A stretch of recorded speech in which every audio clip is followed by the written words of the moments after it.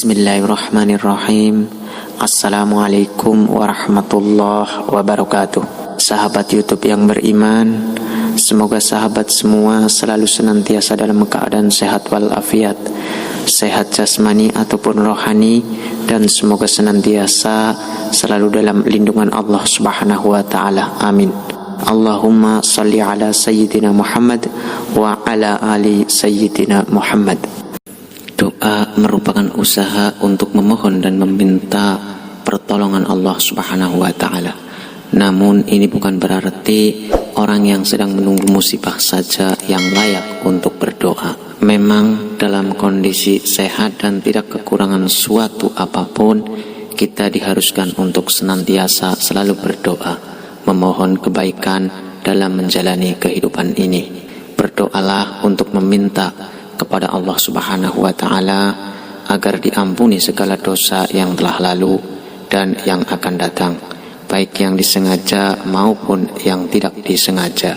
Dan kita juga harus selalu meminta kesehatan dan keteguhan iman agar selalu diberikan keistiqomahan dalam menjalankan semua apa yang telah digariskan oleh Allah dalam Al-Quran.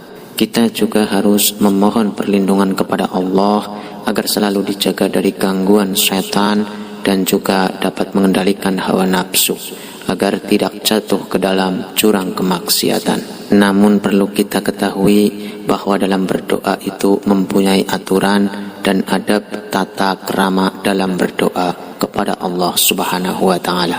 Ada beberapa waktu yang sangat tepat untuk berdoa. Salah satunya di dalam sholat saat kita sujud.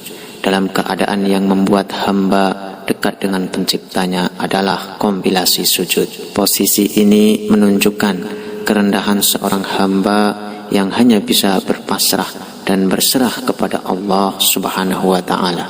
Dalam kondisi sujud, hampir tidak ada hijab antara seorang hamba dengan Sang Maha Pencipta, Allah Subhanahu wa ta'ala. Dalam hal ini Rasulullah bersabda, sedekat-dekatnya seorang hamba dengan Rabb-nya adalah ketika dia sedang sujud, maka perbanyaklah doa. Hadis riwayat Muslim. Dari Ibnu Abbas radhiyallahu anhum bahwa Rasulullah sallallahu alaihi wasallam bersabda, adapun ketika ruku maka agungkanlah Allah, sedangkan ketika sujud maka bersungguh-sungguhlah dalam berdoa, maka doa tersebut pasti dikabulkan untuk kalian. Hadis riwayat Muslim. Maka perbanyaklah doa ketika sedang bersujud dalam sholat.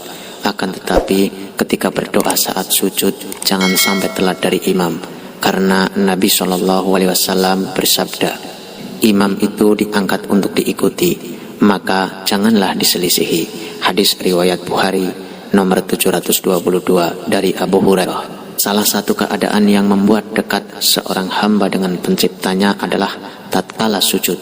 Posisi tersebut menunjukkan kerendahan seorang hamba yang hanya bisa berpasrah dan berserah kepada Allah Subhanahu wa ta'ala.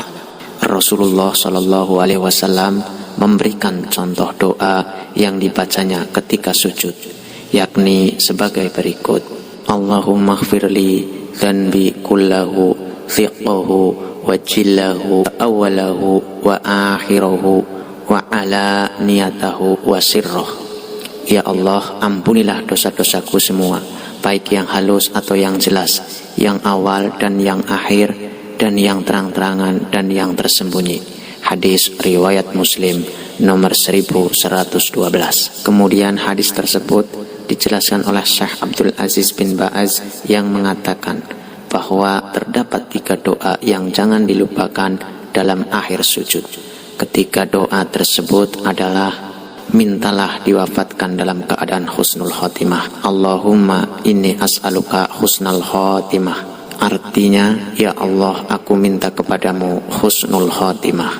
Dan yang kedua, mintalah agar kita diberikan kesempatan taubat sebelum wafat. Allahumma rzuqni taubatan nasuha qablal maut. Artinya, ya Allah, berilah aku rezeki taubat nasuha, atau sebenar-benarnya taubat sebelum wafat. Dan yang ketiga, mintalah agar hati kita ditetapkan di atas agamanya. Allahumma ya muqallibal qulub tsabbit qalbi ala dinik. Artinya, ya Allah, wahai sang pembolak-balik hati, tetapkanlah hatiku pada agamamu.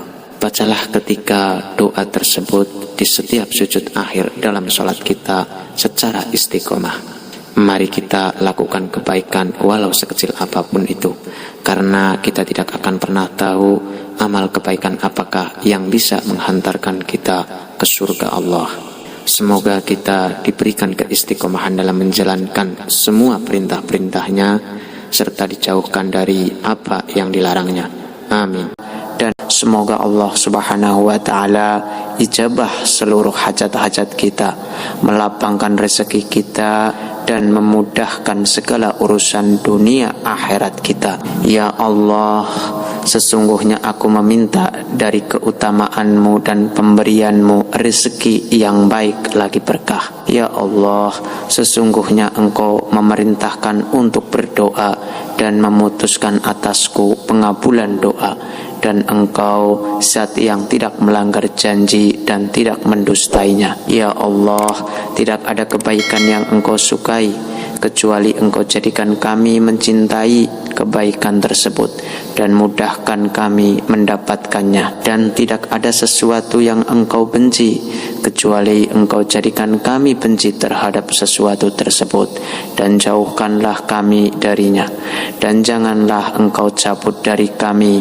keislaman kami setelah Engkau berikan. Amin amin ya rabbal alamin. Sahabat beriman, semoga video ini bisa bermanfaat dan menjadikan kita semua semakin bersyukur atas karunia dan limpahan nikmat dari Allah Subhanahu wa ta'ala. Amin. Demikian yang dapat saya sampaikan, semoga bermanfaat bagi kita semua. Lebih dan kurangnya mohon dimaafkan.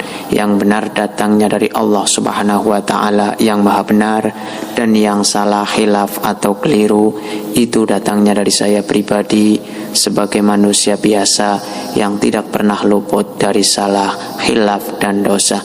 Akhirul kalam, billahi taufik wal hidayah wal ridho wal inayah. Wassalamualaikum warahmatullahi wabarakatuh. Barakallah.